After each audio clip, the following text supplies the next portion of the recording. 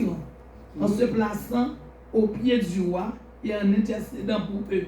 Nous connaissons l'histoire de la reine Esther. Déborah a été une juge courageuse en Israël qui a guidé son peuple vers une victoire décisive. C'était aussi une prophétesse. Sa foi donne naissance à l'espoir et à la liberté. Son courage est communicatif. Les hommes d'Israël la suivent pour son zèle. Juge 4, verset 5. Nous avons Abigail. Abigail est reconnue pour sa sagesse et sa capacité à éviter un conflit meurtrier. Elle fait tout pour répandre la paix autour d'elle. Rahab a montré un grand acte de foi en cachant les espions israélites et en les aidant à obtenir une victoire potentielle. Marie est connue pour être la mère du Messie et pour avoir accueilli la bonne nouvelle de l'ange Gabriel alors qu'elle était jeune et sans protection. C'était une femme aussi de caractère qui accepte le plan de Dieu. Nous avons Hulda. Hulda, eh bien, Hulda est considérée comme une grande prophétesse et sa présence était très appréciée des rois de Juda. Parce que lorsqu'on fait de bonnes choses, on apprécie de tout le monde. Hulda était considérée comme l'une des plus grandes prophétesses jamais connues au temps du roi Josias. Elle possédait une connaissance approfondie, non seulement des Écritures, mais aussi des coutumes religieuses du temps.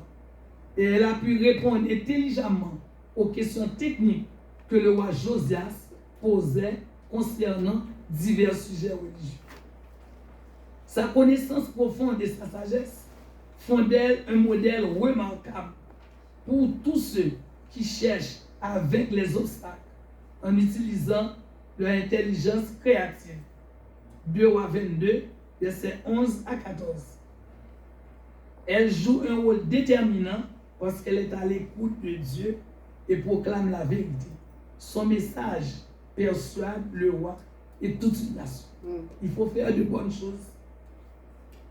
Nous avons une autre femme. C'est la femme d'Artaxerxès, le roi de Perse. Alors, le roi me dit, et la reine était assistée à son côté. Néhémie 2, verset 6. Les empereurs perses étaient polygames, mais une femme avait le titre d'impératrice, ce qui lui conférait une grande influence à la cour. La mention de sa présence laisse à penser qu'elle a probablement appuyé la requête de Néhémie. Nous nous souvenons que Néhémie avait une requête devant le roi. Eh bien, elle avait aidé le roi à accepter cette requête.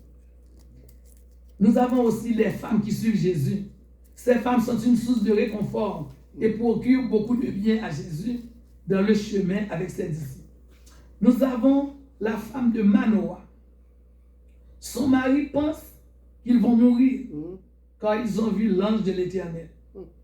Eh bien, cette femme fait preuve de bon sens et lui montre sa connaissance personnelle de Dieu. Juge 13, verset 21 à 23. Je vais bien vite. Nous avons Anne, la mère de Samuel. Ses prières sont les ailes qui portent son enfant. De Samuel 1, verset 1 à 20. Elle accepte de le voir grandir en lui cousant un vêtement adapté à sa taille chaque année. Il y a une femme qui s'appelle Rispa. Et bien cette femme Rispa, c'était la concubine du roi Saül. Cette femme avait 2 fils, Harmonie et Méphibosheth.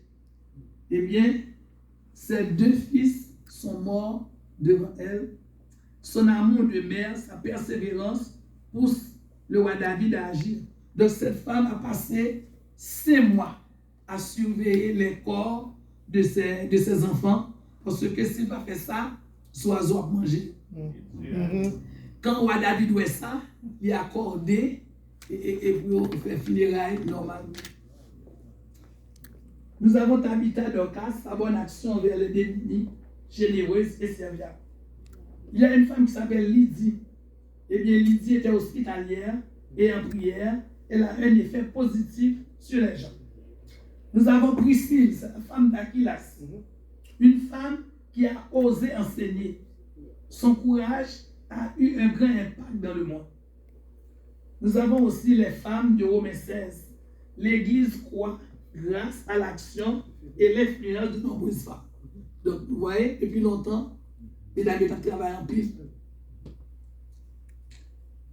Nous avons Anne, la mère de Marie, la mère de Jésus et grand-mère de Jésus, a loué Dieu pour son œuvre incroyable quand il est apparu aux habitants de Jérusalem alors que le Messie était encore jeune. Cette femme porte en elle des valeurs de pureté. Nous avons la mère du roi le miel. Elle éduque son fils, l'esprit dans les voies de Dieu, le protège en lui donnant de sages conseils. Proverbe 31. Amen. Nous avons la femme courageuse. Elle fait du bien autour d'elle, à son mari, ses enfants, mais aussi aux malheureux et aux pauvres. Donc nous avons aussi la pauvre veuve au temple. Son geste montre encore aujourd'hui qu'on peut faire du bien avec un tout petit peu, le peu qu'on a. Soit quand c'est les mains, on peut le faire, ou pas besoin de faire. Une femme très importante. Amen. Il y avait la femme du prophète Esaïe, elle était prophétesse aussi. Amen. Nous avons une femme qui s'appelait Claudia Procula. C'est la femme de Pilate. Eh bien, cette femme était vénérée dans les églises orthodoxes grecques, selon Matthieu 27, verset 5. Vous vous rappelez que cette femme avait eu un songe. On dit d'elle qu'elle était une chrétienne convertie en secret. Par sa position, elle prodigua de l'aide aux proches de Jésus et plus particulièrement à Marie, Madeleine, Marie Salomé et Marie Jacobée. Toutes les trois se tenaient au pied de la croix, quittant la Judée. À ce groupe, Marthe, la sœur de Marie de Béthanie, et Lazare, Sidoine, l'aveugle de Bethanie, fonda une église en Gaule, la femme de Pilate. On l'appelle Procura, une femme d'exception, habitée de courage et d'audace. L'histoire fait savoir qu'elle a été un instrument choisi par le Christ pour permettre l'expansion du christianisme en Gaule. Selon le psalmiste, la mémoire du juste dure toujours. Il dit non, Pilate converti au christianisme, mais s'est suicidé par remords pour avoir livré le juste Jésus. Et femme n'a fait un songe qui est fatigué en pile. On a continué, nous presque fini. Nous avons deux femmes, c'est Eunice et Héloïse. Eunice, la mère et la grand-mère de Timothée, deux femmes remarquables, qui ont fait un travail extraordinaire dans la vie de leur fils. Paul les a félicitées pour avoir meublé et encadré la vie de Timothée et a fait de lui un homme sincère, honnête, un vrai témoin de l'évangile, à qui l'apôtre Paul était capable de lui confier plusieurs tâches.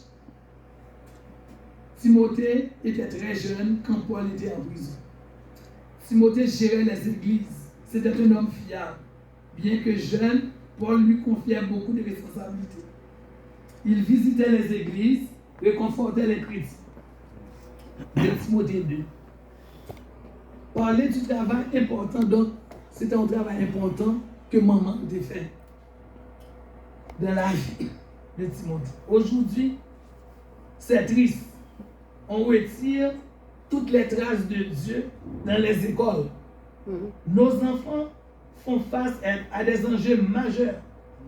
Quels sont les programmes mis en place par le gouvernement? On parle toujours de laïcité. En ce qui concerne le menu du gouvernement, les jeunes sont exposés à prendre des cours de sexualité en bas âge. Pour tout le monde 4 ans, 5 ans. Ça va goûter là. On va monter un paquet de bagailles. Ce qui est important pour nous, c'est le culte de famille. Amen. Ce culte ne doit pas être négligé. Il ne s'agit pas seulement de la responsabilité de l'Église. L'école du dimanche qu'on fait, s'ils viennent vraiment, ne suffit pas pendant 1 heure de temps. Donc il faut qu'à la maison, on fait des cultes avec les enfants. Parce que maintenant, il y a retiré mon Dieu de l'école.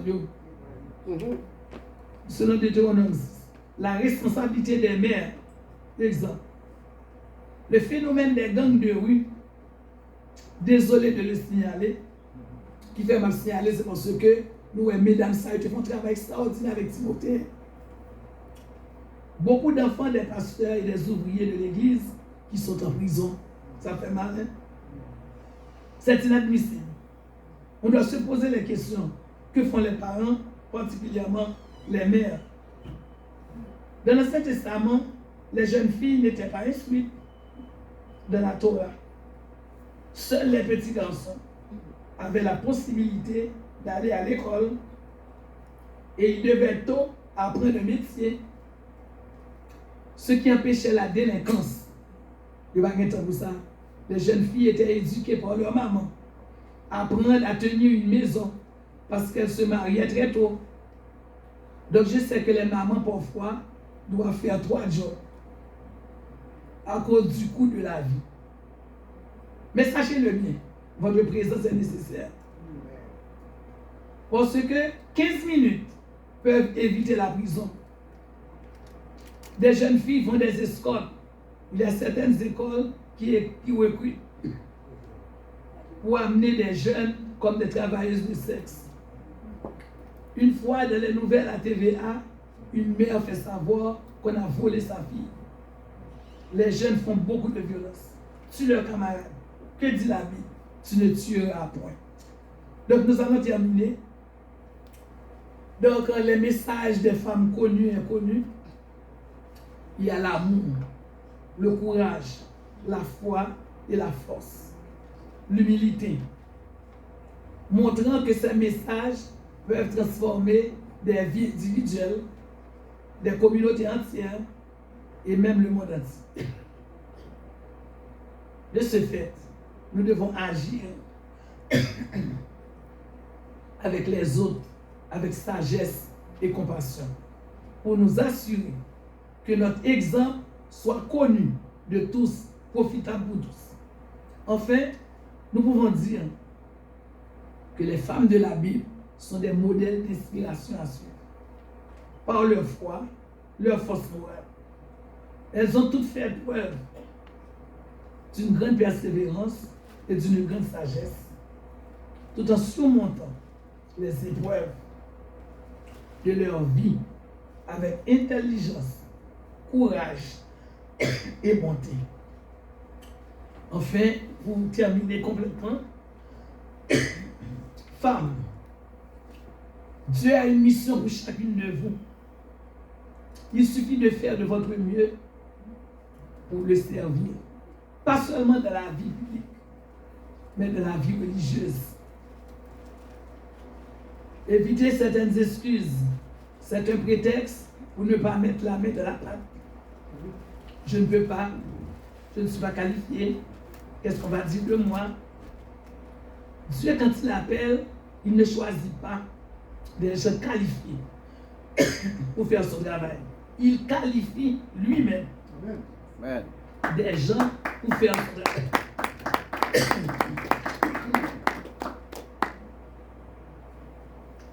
Au moment de la création, la femme a une place tout à fait spéciale.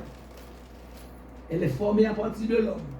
Enfin, la femme restera différente de l'homme par son origine, sa vocation, sa façon de concevoir et d'agir. Qu'elle reste ce qu'elle est, complément de l'homme pour la paix et la meilleure compréhension de la vie au foyer.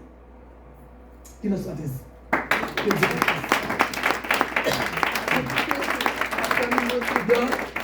donc, je ne sais pas s'il y a une question, bien 2 questions.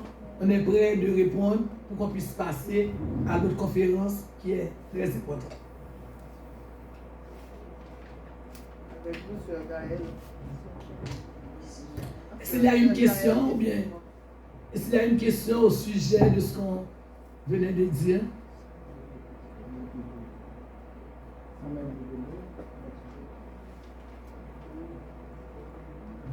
Oui, tu peux.